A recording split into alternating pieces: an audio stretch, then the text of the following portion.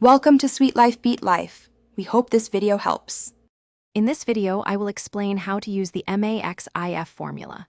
This powerful tool allows you to pinpoint the largest value in a dataset, but only when certain conditions are met.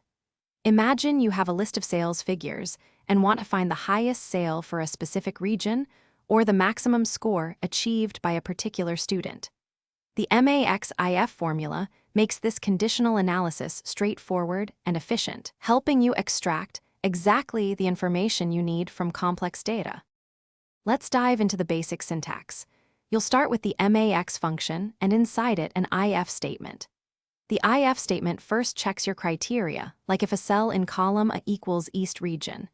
If that condition is true, it then considers the corresponding value from your target range, say column B, for the maximum calculation. Remember, this is an array formula, so after typing it, you'll need to press Ctrl, Shift, and Enter simultaneously to correctly apply it and see the curly brackets appear around your formula. Let's walk through a practical example.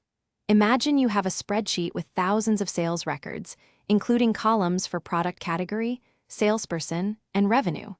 You want to find the highest revenue generated by salesperson John for product category electronics. Your formula would check each row.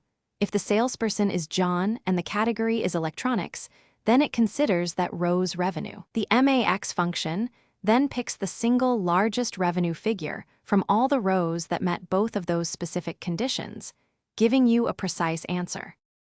When using MAXIF, watch out for a few common pitfalls. The most frequent error is not entering it as an array formula. Always remember Ctrl, Shift, and Enter. Also, make sure your data ranges are correctly aligned and of the same length to avoid mismatches. For more complex scenarios with several conditions, you can multiply your logical tests together within the IF statement.